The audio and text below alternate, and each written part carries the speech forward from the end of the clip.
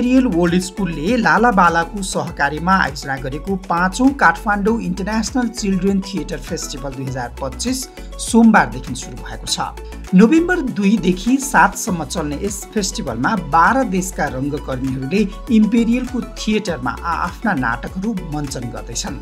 फेस्टिभलको उद्घाटन अघि बुढानीलकण्ठदेखि इम्पेरियल स्कुलसम्म झाँकी सहितको र्याली निकालिएको थियो, जहाँ विभिन्न देशका कलाकारहरूले आफ्ना पहिरन र शैलीमा सहभागी हुँदै सांस्कृतिक विविधताको सुन्दर झलक देखाएका थिए। आज हामी हाम्रो विद्यालयमा हुन गइरहेको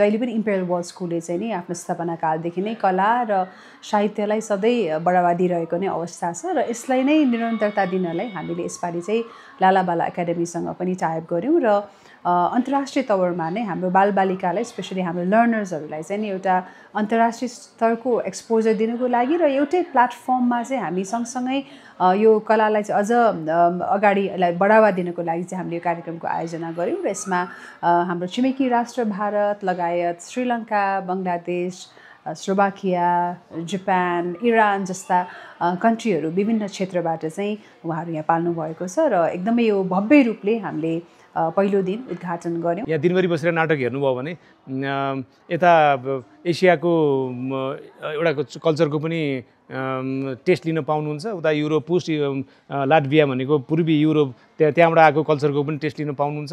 सबैतिरको टेस्ट लिन पाइन्छ, जुन आफ्नै एउटा सानो मञ्चमा हो। यो किसिमको अन्तर्राष्ट्रिय स्वादहरू, अन्तर्राष्ट्रिय कला, भाषा, संस्कृति, टेस्ट के छ त्यो सबै एकै ठाउँमा बसेर बुझ्न पाइन्छ नि त। नगरको परिक्रमा गरी र्याली इम्पेरियल वर्ल्ड स्कुलमा आइपुगेपछि बुढानीलकण्ठ नगरपालिकाका उपप्रमुख अनिता लामाको प्रमुख आतिथ्यतामा फेस्टिभलको उद्घाटन समारोह सुरु भएको थियो। समारोहमा वरिष्ठ लेखक तथा साहित्यकार अभि सुवेदी, कलाकार हरिहर शर्मा लगायतको उपस्थिति रहेको थियो। उद्घाटन समारोहमा सहभागी सबै देशका राष्ट्रिय गान बजाइएका थिए भने आकर्षक सांगीतिक प्रस्तुतिले कार्यक्रमलाई अझ रौनक बढाएको थियो।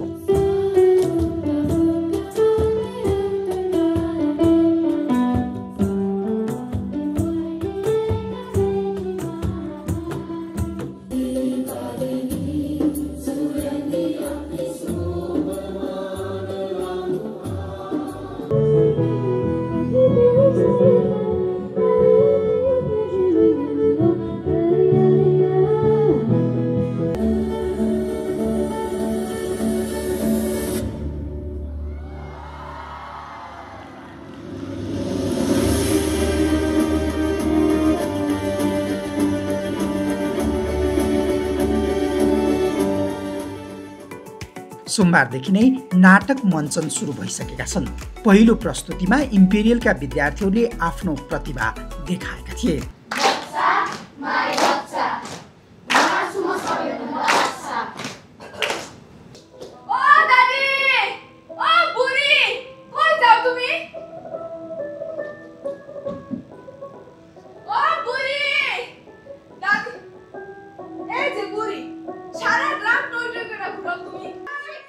Okay, very nice. Now look in the mirror in front of you and say, I am the coolest. I am the coolest. Now look in the mirror and say, I am the bravest.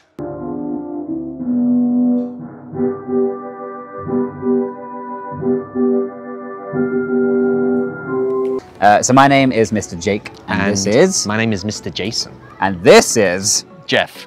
And this is baby Jeff. Today she is called Jeffalina because she wanted to wear this wig. Yeah.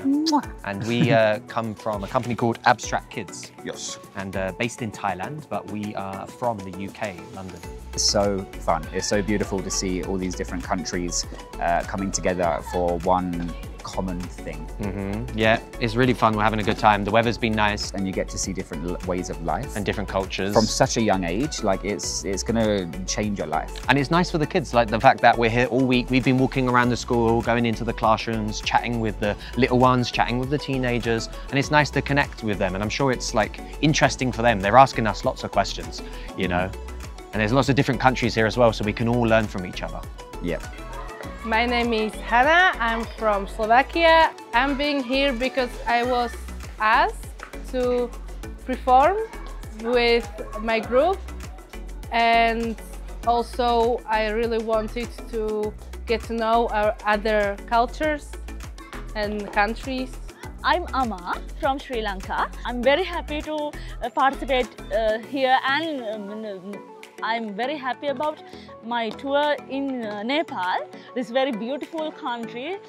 International Children Theatre Festival ma सहभागी हुन पाउँदाखेरि एकदमै हामी खुसी छौं।